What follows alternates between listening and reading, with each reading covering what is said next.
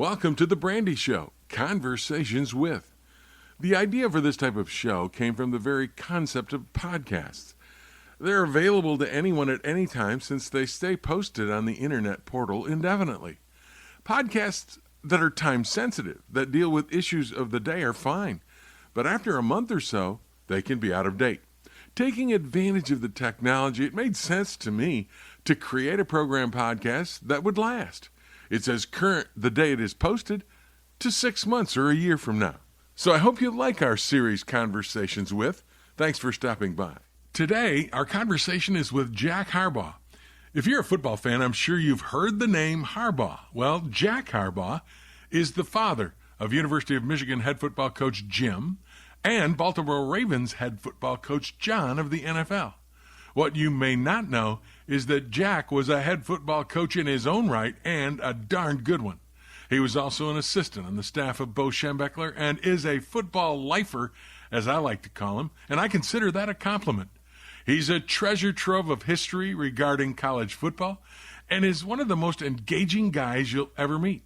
A great storyteller, a guy you can't help but like, who laughs easily and makes you feel like you're a friend the moment you meet him. Enjoy my conversation with Jack Harbaugh. I think I've heard you are the originator of the saying, attack each day with an enthusiasm unknown to mankind. Is that accurate? It is, I think. I'm not. I don't want to go on record. There may be someone out there that coined it before, but to my recollection. Well, when Jim uses it and he gets all the credit, you used it, I'm understanding, from at the dinner table sometimes, right? It started back in Iowa. I was the assistant coach back there, and John and Jim were like 10 and 11 years old. I'd take them to school in the morning. It's cold in the winter. They had their, remember the leggings? Oh, sure. And the hats and the scarves around their neck, and they look like... You ever see that movie, the Christmas movie, where that little Peter Billingsley's wrapped up going? He looks just like them, Jim and John going to school. Together, and they're in the back seat. And I'm driving down the roads and sliding around, getting them to school, and I'm looking back. I've never seen two more disappointed, unenergetic people in my entire life. The faces down over there. Finally, about the third day, I said, I got to do something. As a dad, I got to do something to rile them up. So we stopped the car, and I looked around and I said, gentlemen, attack this day with an enthusiasm unknown to mankind, and don't take any wooden nickels. You said that? That was the second part of it. My dad used to say, don't take any wooden nickels to me, too. I thought nobody else knew that phrase. That was what, and then so they would get out of the car and they would just, with no enthusiasm whatsoever, march off to school, right? 30 days I did it. 30 consecutive days, and I want to report to you, Jim, not one iota of change in their entire attitude in 30 days. So I figured this is not going anywhere. So I'm around the dinner table, but then Jim gets the job at Stanford in like 206 or 207. They had won one game and lost 11, and he took the job. And so he had a press conference, and I'm listening to the press conference, watching it. They're Jim Harbaugh's first press conference, and the first question asked, I cross my heart when I tell you this story, first question asked was, Jim, 1-11, what's the first day on the job going to be like? He said, I'm going to attack this day with an enthusiasm unknown to mankind. I thought to myself, he was listening. They were listening. That had to make you feel good in your heart. I mean, no matter what happened at Stanford, I mean, I felt validated. Is there a word like that? Validated? Yeah, no, I felt validated. That's the perfect word. Well, you became a coach, obviously, when your kids were little, but tell me where you got your start. You were in high school coaching, right? Because I know John Falk told the story. He's the freshman manager, and he forgot the footballs for his freshman JV team from Ohio, Oxford, and he had to go across the field to the other coach. And he had to say to that coach, the opposing coach, Coach, I forgot the footballs. Can you help me out?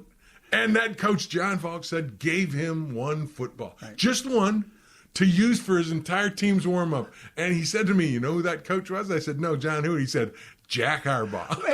Is that a true story? It's a true, and he copped a little bit of an attitude. I gave him the one. He said, what? I'm only getting one football? I said, well, let me just tell you something. I only have 2 in our entire program. I'm giving you half of my stock. Where was that? I was at Eaton, Ohio.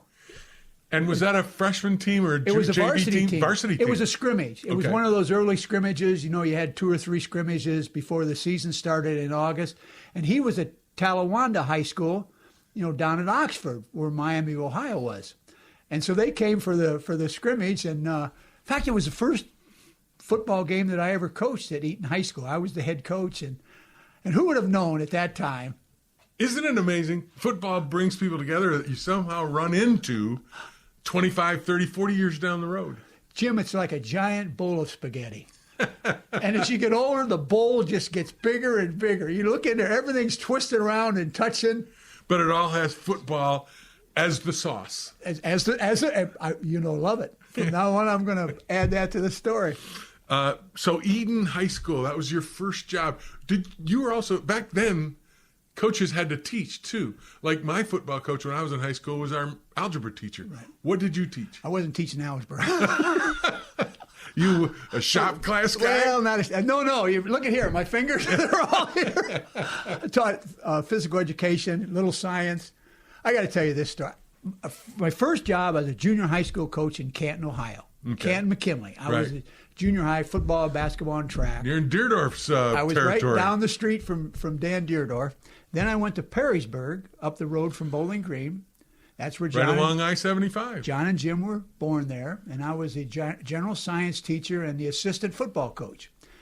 Well, in that, we had a guy in there named Ted Gravatt in the 7th grade, and I'm teaching science, and I'm one of those guys that I'm reading the chapter, you know, before the next day when I have to give the class. And it's your lesson plan. That's my lesson plan. I'd read them fast, and then I would go in, and we're talking about airplanes. You know, airplanes flying, and so I'm up there, and this kid was the brightest kid I've ever seen in my life. Ted Gravatt, I remember him to this day. And so I'm talking about airplanes. I said, they have an instrument on the airplane that will tell you how high the airplane is off the ground. It's called an altimeter. Coach Harbaugh, I think they call that an altimeter. So kids are teaching you. But I've done this before, so my reaction is, Ted, you know what? I'm so proud of you. I did that on purpose to see if there was anyone in the class that was going to be able to catch that. So that was Perrysburg. Then on to Eaton, Ohio. It was my first head coaching job in high school. It bit you. This coaching thing had to bite you hard because it turned into a career. When did you know you wanted to make this a career? It's a great story, and Jim and John and I have all talked about it. The Ralph story, when I was in the 7th grade, went out for football, tackle football the first time, put the pads on and the helmet, you know, and you look in the mirror and you look at Jack Harbaugh, football player. Then it was time to go play.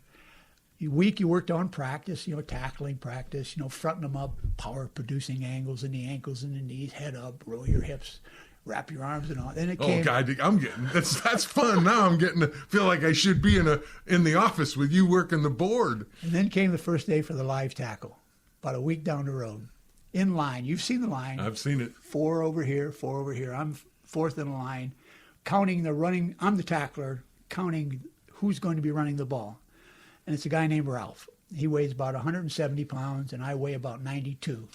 And Ralph's one of those guys in the 7th grade, you know, needed a little shave and had one eyebrow across there. And you know, we've seen all those, haven't we? Yeah, he looked 30 and he was only 12. And he looked mean because he was kind of huffing and bubbles are kind of out his nose. And so I'm power producing angles, locked in, you know, head up, rolled my hips into him, and he drove me in with a forearm up underneath my chin that knocked me off the ground by a foot.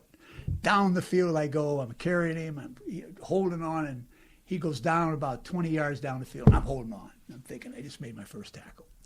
And there's more to the story, but the point is, really, on that day, I realized what I wanted to do the rest of my life, what I had a love and passion for, and that was football. Wanted to play as long as I could, and then hopefully be able to coach. And so I found that day, and I realized with that experience, the football experience, I was not going to go through life scared. You know, football taught you to face challenges and physical challenges and mental challenges and not back away and not be scared, but you know, to continue to move forward. just as an aside, you sound a lot like Jim in the sense that I don't think he feels he should not be playing anymore. I mean, I see him go out in warm-ups, and he warms up the wide receivers. He gets out there and throws. He's a lot like you. It's like, if I can't play it, then I'll coach it. But, boy, I'm not done playing yet. Do you think that about Jim, too? Oh, I watch him. He got the gloves on. You know, he's got the cleated football shoes. I got to tell you a story. So we're traveling, and I'm on the plane, right? And we get to the city, and the players are all waiting in the hotel to get their cards to go up to their rooms. And Jim is sitting over there in the window kind of waiting as all the team goes by. And I'm waiting there till the end because I'm last in line. And I look at Jim, and I said, Jim just got off the plane. He's got his cleats on. He's come from the plane to the bus to the hotel, and he's got his football shoes on. I said, now that guy is committed. Can you imagine in one of those hotels, you know, you're walking through the lobby, click, click, click, as you walk through there. Pretty amazing. So that was going to be your career. So how did you get it started? How did you say, okay, this is going to be a career for me? Where did you go? Well, from Crestline, little town of Crestline, Ohio, Gates Brown. I'm sure you're familiar with Gates. Great Tiger. He and I were classmates. We were in the same class. One of the great pinch hitters in all of baseball back in the 60s. 68. Yeah. He was on the World Series team, and then he was the hitting instructor in 84 when they won the World Championship. But he was a football, basketball, baseball player along with myself.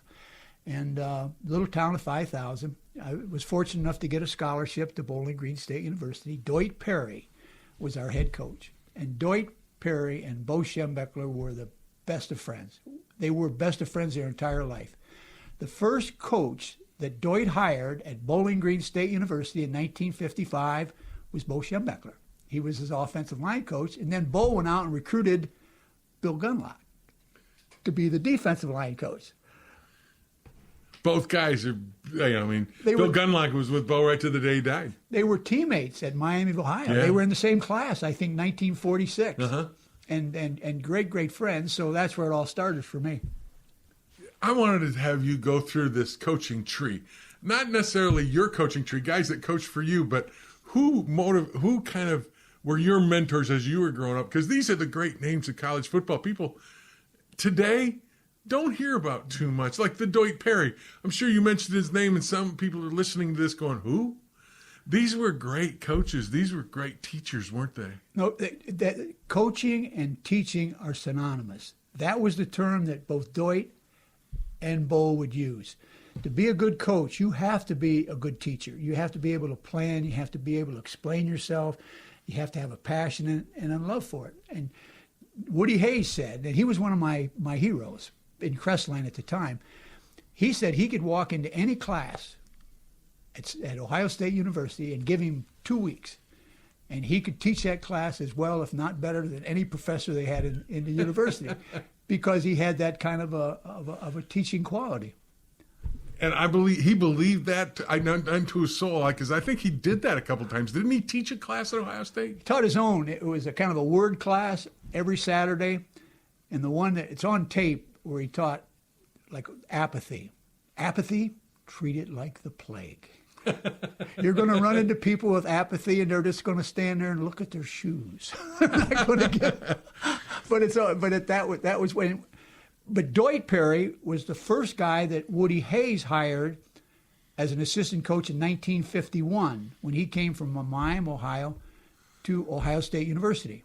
Did you play for Doig? I did. He was the head coach at Bowling Green. Okay. Did you coach for Doig Perry? I did not coach. I was there with Don Nealon in 1968 as an assistant when Doig Perry was the athletics director. So I had to be around him. Were you at Bowling Green in 1968 as an assistant coach? I was. Okay. Did you have anything to do with their freshman team?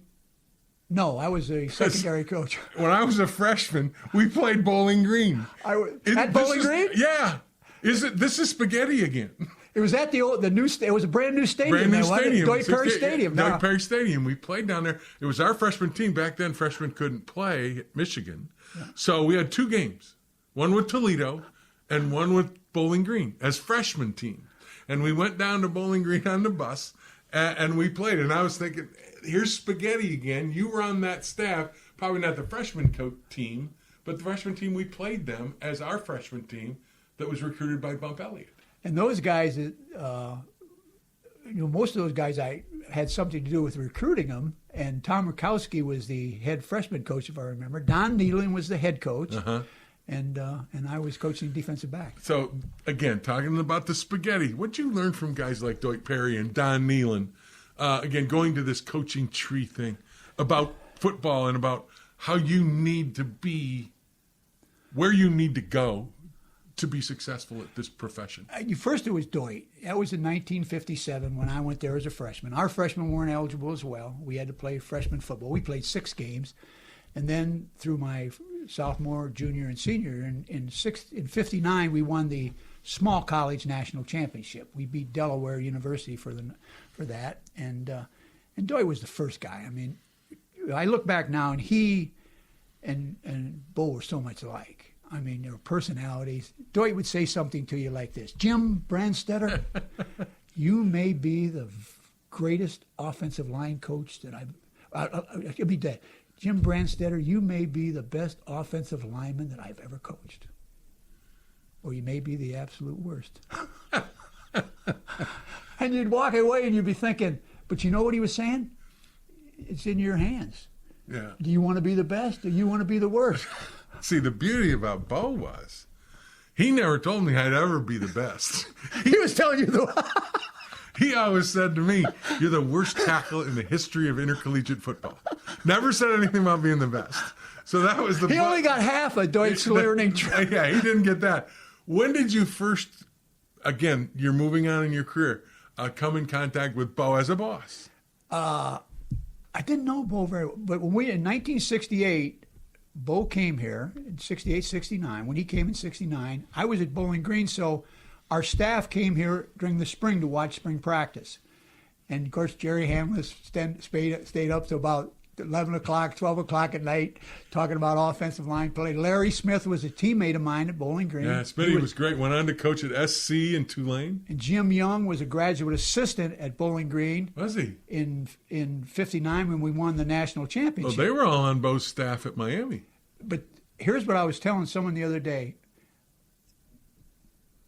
Bo and Doig had such a fantastic... Anyone that Doig ever recommended to the University of Michigan, I think Bo hired. He had that kind of respect for him. Because I was at Iowa before I came here. I mean, I think we won 5 games in 2 years. I mean, you wouldn't certainly look at that team and say, Jack Harbaugh is somebody that I want to bring in from Iowa. But I'm sure Doig is the guy that orchestrated that. Who's your head coach at Iowa? Frank Lauterbur. Frank Lauterbur. And Bump Elliott was the athletics director. Yeah. Because we played at Iowa when Frank Lauterbur was their coach in my first or second year here.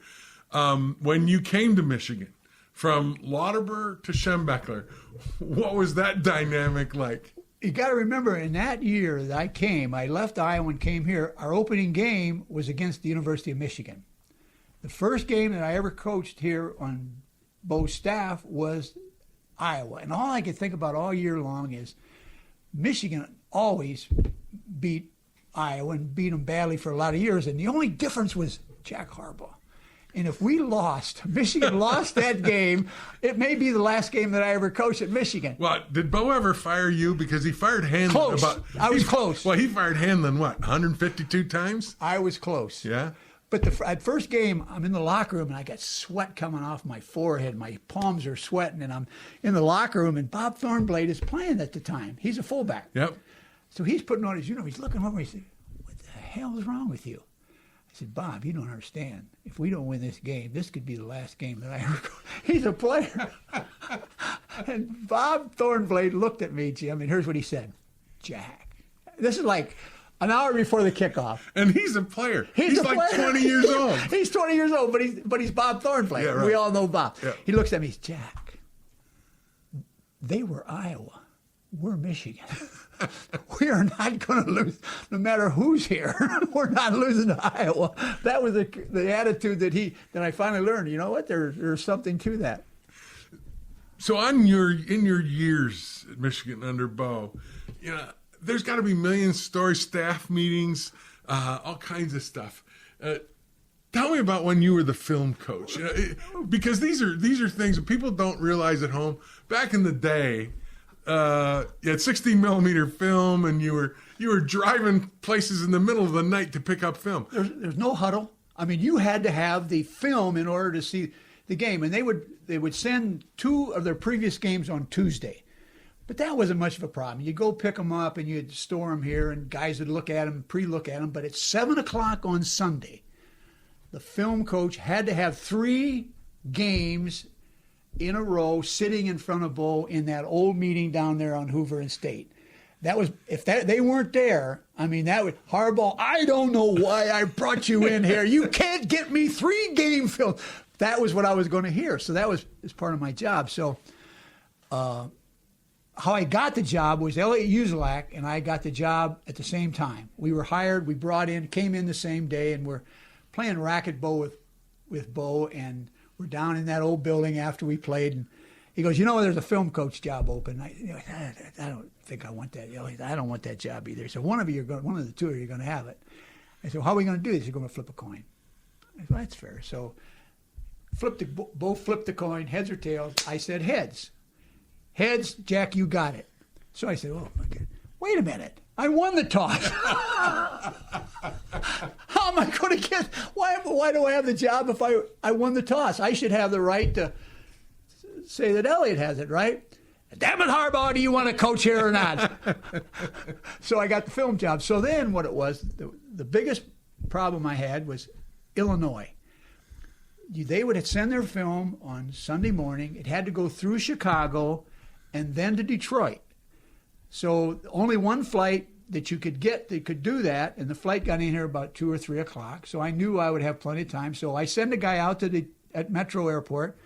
Coach, no film. It's not on the plane. So it's got to be on the plane. It's the only flight that comes through. I didn't have time to put somebody in a car and drive them to Peoria or someplace to make the exchange. So I figured the only chance I have, I got to get a hold of the Chicago airport and see if they can find it. So I'm calling, make about 3 calls. Finally, I'm in the loading dock of the Chicago airport. I'm talking to a guy named Joe. Joe! Jack Harbaugh. You don't know me. I'm the secondary coach at the University of Michigan. I'm the film coach. Do you ever heard of Bo Schembechler? He said, yeah, he's kind of get wild on the sideline, doesn't he? I said, well, he's got a little bit of a temper. And let me tell you something. I have 3 children, John, Jim, and Joni. Here, young, you're in 6th, 7th grade, and my job as a film coach, I have to have 3 games in front of him at 7 o'clock or I'm gone. I'm fired. I'm going to have to go home and tell my wife, Jackie, and 3 kids that I'm no longer... You're running this on this guy, right? I'm giving him the whole shot. and I'm going to get fired. Joe, could you just kind of look around there and see if you could find a can of 4 cans of film that could be sent to Ann Arbor? So he comes back, he goes, Coach Harbaugh, this is Joe. I got good news for you. Give your wife Jackie a call and tell her you're still hired at the University of Michigan. That's a great story.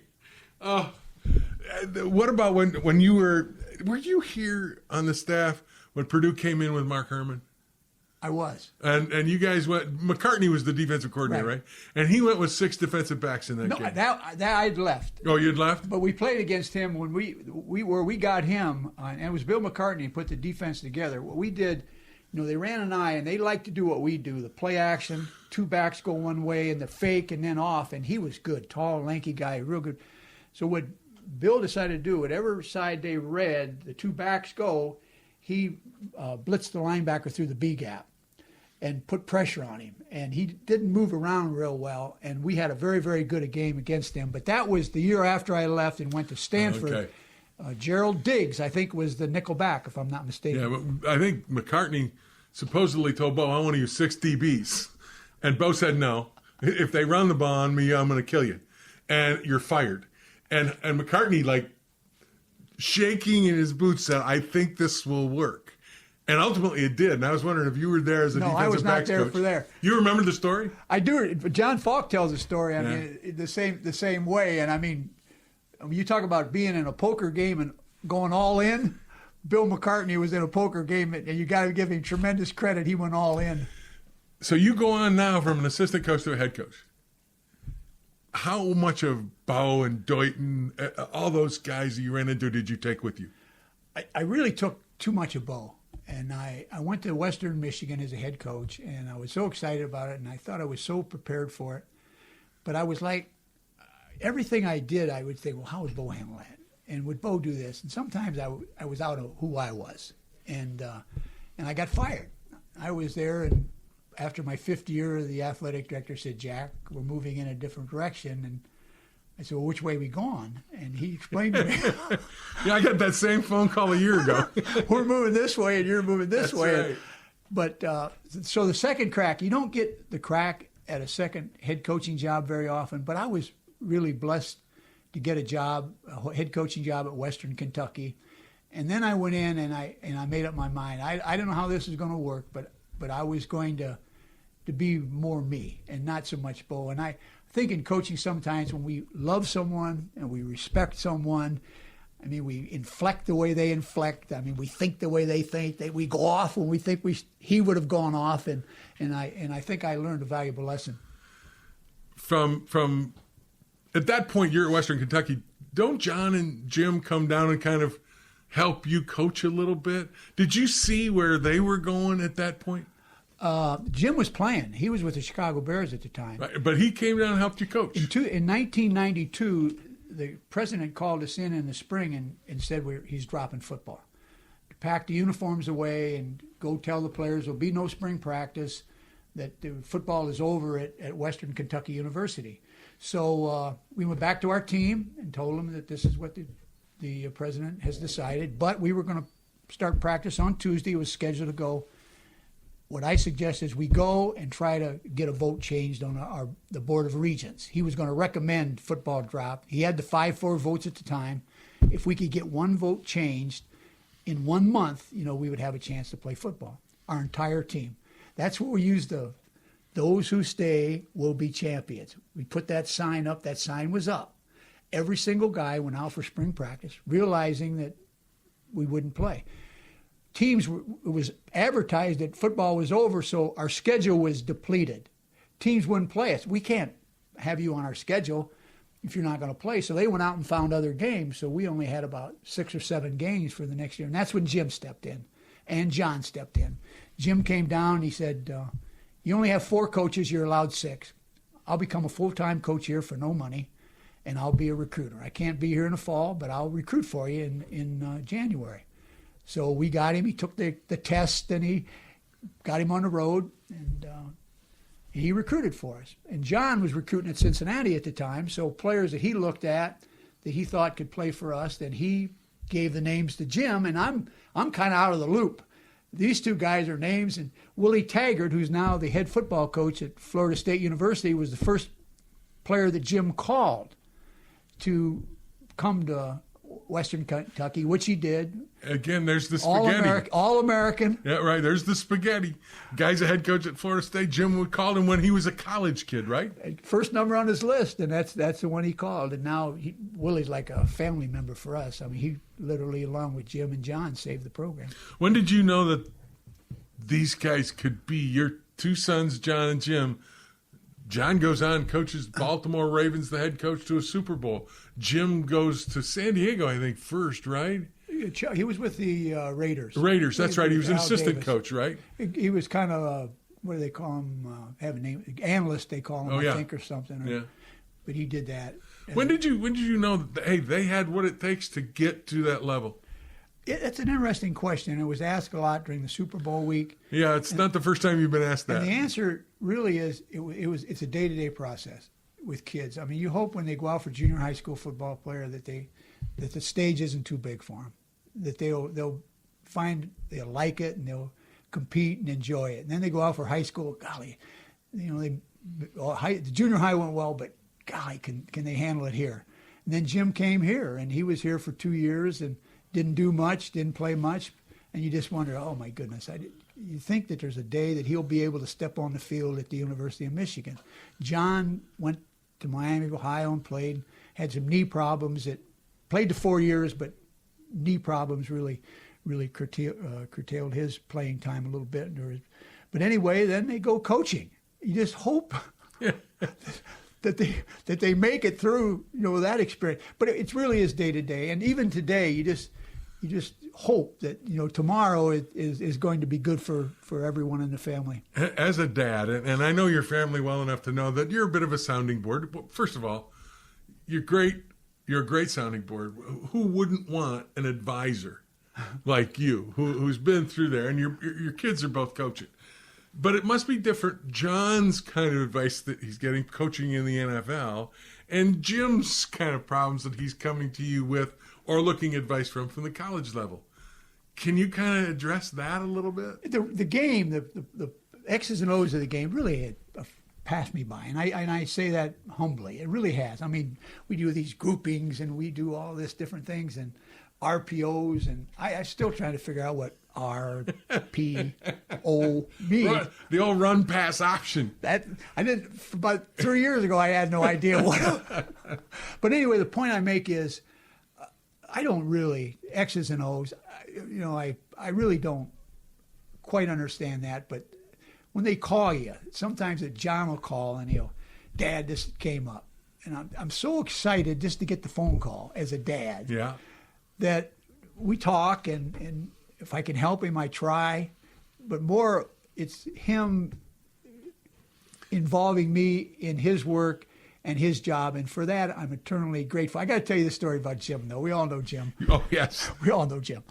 So about 3 years ago, he's been here a year, right? We get a call. We're living in Milwaukee, Jackie and I. We're living in Milwaukee. We get a call from Jim. He goes, Dad, I'm just here thinking, there's things coming from everywhere, and you got your experience in football and all that. He says, I need you to be here with me. He said, is there a possibility that we can talk you and Mom into moving into Ann Arbor and being here so I can sit across the desk from you and we can share ideas? And that's the way on the phone, right? And I go, Jim, who are you trying to BS? He said, what do you mean? I said, you got a 6-year-old, you got a 4-year-old, and you got a 2-year-old. I might be off on the ages, but they were like 2 years apart. You're looking for 2 babysitters, aren't you? And what did he say? Dad, you're right. That's exactly what I'm looking for, 2 babysitters. But you do come to Schembechler Hall, and you do, sit and just you're a sounding board for Jim. And I would think that that's a positive thing. And I would think you feel I'm kind of productive here. I'm still coaching a little bit, even though I'm coaching the head coach. I say this, and again, it's from the bottom of my heart. I left coaching when I was about 63, 64 years old. Might have left a little too early. And the only thing that's allowed me to have the kind of energy that I want to have is that John and Jim and Tom Crean, basketball coach down at Georgia. Married to your daughter. He's a basketball coach and coached in the Big Ten, was at Indiana for a while. Final Four, won 2 outright championships in Indiana, and he allows me to come down. What I know about basketball couldn't blow up a very, very small balloon, but he'll let me talk to the team, and he'll let me sit in on the film meetings and things that I don't know what my life would be, professional life and being football life would be had those 3 not allowed me to be around the game. And how tough is it? And this is the question, I think, that they're in the public eye, and what happens in the public eye, they sometimes get criticized publicly. From a mom and a dad standpoint, you and Jackie, it's like you've been there, and does it bother you, or do you just say this is part of the job and they know it? That's kind of the way we go. We don't read any of that stuff. We don't read anything. We don't read headlines. We don't read anything. And so it really, we don't. But, they're going through it. You can see some days, after a tough loss or something, you can just, they don't have to say a word. You just look in their eyes and you see the pain that we all felt when we faced those kind of disappointments. Being a competitor, being that guy, that coach, there's nobody that understands that look better than a coach or a player, is there? The pain. I remember coaching. John and Jim were like 11, 12 years old. Here at Michigan, we had some disappointments, and then on in my career, we've had disappointments. The game is over. You leave the locker room, and you go home, and you just gotten beaten by someone that you didn't want to get beaten by, right? You walk in the back door. I remember walking through the kitchen, around the corner, into the bedroom, close the door, and turn out the lights, and just want to be by yourself. You don't want to be with your kids. You don't want to be with any coaches. You don't want any friends coming over. But the joy of that now is that they saw all that. They saw those disappointments and still chose to get into the coaching profession. So that brings great joy to me to know that I didn't deflect them away from coaching. You talked about coaching, and you talked about going down, and Tom Crean, your son-in-law, is a basketball coach. I've talked to the team. You are an unbelievable after-dinner speaker, a motivator. I was with you recently in Ann Arbor for a police and fire banquet. I was the MC and brought you up there, and you were fabulous. You told a story about a young man playing football whose father had recently passed. Tell that story. Billy's story. The Billy story. That's Bob Ufer's story. Bob Ufer used to speak to our team during recruiting season. You'd have like 6-7 weekends, recruiting weekends, where you had a dinner, and Bob would give this same talk 6-7 times every year for 7 years. I heard this talk, and it had such a profound effect on me. And when I tell this story, I tell that in memory of my dear friend Bob Ufer, and there's a country western song about a dad in the stands or a father in the stands that tells this story. So it must have some roots to it. But Bob Ufer would tell the story. There's a player in Michigan by the name of Billy. Senior year, had never played a down of football, wasn't good enough to play on the team. They're playing for the state championship on Friday night. Walks into the coach's office on Wednesday and tells him that he may not be at the game because his father had passed. And coach says, I understand, and condolences to your family, and tell your mom there's anything, the whole thing. So he leaves, and Friday night, about an hour and a half before the game, there was a knock on the coach's door. He opened the door, it was Billy. He said, we've done everything we can do, and my mom and I think it's important that we be with our team for the state championship. Billy, go get dressed. No, coaches, I need to ask a favor. I need to play in one play tonight. Give me one play. Coach says, Billy, you've been here since you were a freshman. You've never played a down. How fair would that be to your teammates playing for the state championship? Coach, one play. He said, if we lose the toss and kick off, I'll allow you to run down under the opening kickoff. And as would have it, they lost the toss. They kick off. Billy's on the field. The ball's rolling down the field. Guy gets it on about the 5-yard line. Here he comes. 15, 20, 22-yard line. Boom! Explosion. Ball goes one way. Helmet goes one way. I might be exaggeration with the shoe, but things were flying around. And the coach says, who was that? Coach said, that was Billy. So Billy walked by the coach and said, thanks, coach. Thank you. He said, no, Billy, you're in. You're going to be our middle linebacker tonight. So he plays, and they're ahead by about 3 points. End of the game. Billy had 23 unassisted tackles, 6 assists, had recovered a fumble and caused one. But the last play of the game, the opposing quarterback rolled out to the right, the old cross-country pass, right, Jim? I remember that. Hit the tight end going the other way. Going the other way. Rolled out to the right, threw the cross-country pass. Tight end catches it. Completely fooled Billy's team down the sideline. He goes, which would have been the winning touchdown. But again, on about the 5-yard line, bang. Billy knocks him out of bounds. Gun goes off. Billy's team wins the state championship. They're in the locker room after the game.